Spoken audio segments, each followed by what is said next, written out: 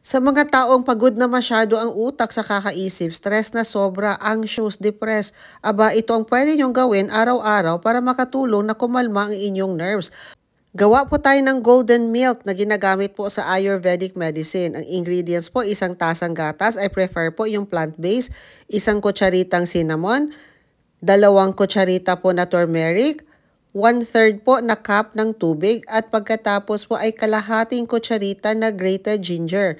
Paghalu-haluin lang po natin lahat ito sa isang pan at i-boil po natin yan under slow heat.